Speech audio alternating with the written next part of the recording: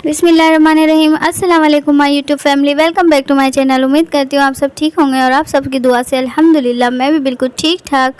और आज मैं बना रही हूँ गोश्त आलू का सालन और ये बहुत मज़ेदार और यम्मी बनता है। ये मेरी अम्मी बनाती थी और हमें बहुत पसंद था ये सालन, तो आज मैं वही सालन बना रही हूँ। तो मैंने सोचा आप लोगों से मेरी रेसिपी भी शेयर करूँ। और यहाँ पे मैंने हाफ़ केजी बीफ लिया था, उसके बाद मैंने प्याज ऐड कर दी थी और प्याज मैंने मतलब मोटी मोटी काट के ऐड की थी। उसके बाद मैंने पिसी हुई हल्दी ऐड की है 1 टीस्पून, पिसी हुई लाल मिर्च ऐड की है 1 टीस्पून और नमक आप लोग अपने टेस्ट के अकॉर्डिंग ऐड कर दीजिएगा। फिर उसके बाद हम इसमें ऐड करेंगे पानी और हम इसमें पानी 2 गिलास ऐड करेंगे। और वो क्योंकि इन 2 गिलास में ही हमें ये प्याज और ये जो बीफ है अच्छे से इसमें हल हो जाना चाहिए। बीफ जो है वो हाफ़ कुक करना है क्योंकि आलू डाल के हमें बीफ को और कुक करना है, ठीक है।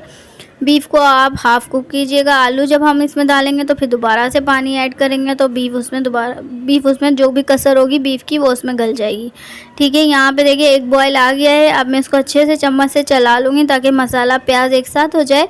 उसके बाद मैं इसका फ्लेम लो कर दूँगी, बिल्कुल दाल वाली लो नहीं करनी है, ठीक है। जो दाल जैसे हम दाल बनाते हैं हमें इतनी लो नहीं करनी है, नॉर्मल पे, ठीक है। आप देख सकते हैं मैंने कितना फ्लेम लो के देर के लिए छोड़ दूँगी।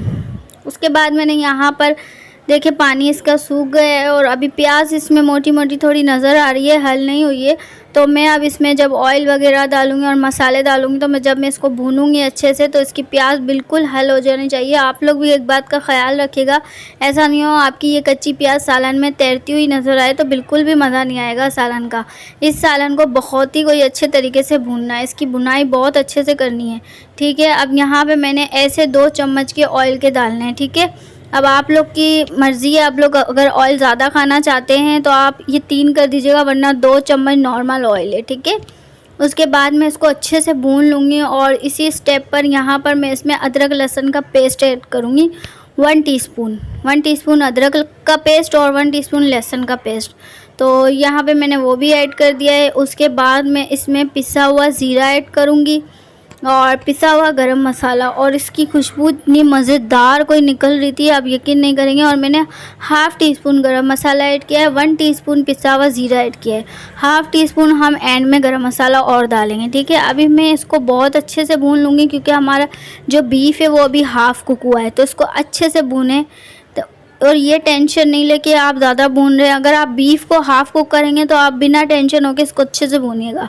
अगर आपने बीफ को फुल कुक कर दिया तो फिर आप भून नहीं सकते क्योंकि फिर बीफ का जो है ना कीमा बन जाएगा। तो इसलिए आपको बार बार यही कह रही हूँ कि बीफ को हाफ़ कुक कीजिएगा ताकि आलू डालने के बाद हम इसमें पानी डालकर ऐड करेंगे तो जो बीफ हाफ़ कुक है वो फुल हो जाएगा।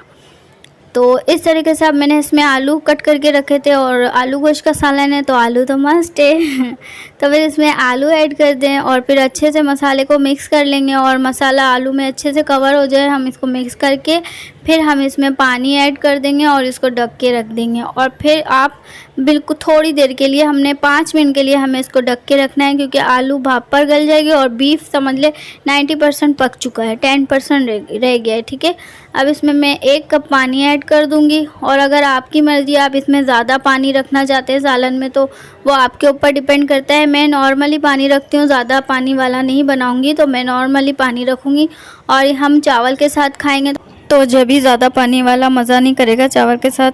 तो मैंने एंड में गरम मसाला ऐड कर दिया था, फाइनल लुक आप देख सकते हैं और बहुत मज़े का बना था। मेरी रेसिपी को ज़रूर ट्राई कीजिएगा और मेरी रेसिपी अच्छी लगी तो मेरी वीडियो को लाइक करें, शेयर करें और मेरे चैनल को सब्सक्राइब करें। बेल आइकन का बटन लाजमी प्रेस करें। दुआ में याद रखिएगा, अपना ख्याल रखिएगा। टेक केयर, बाय बाय, अल्लाह हाफिज़।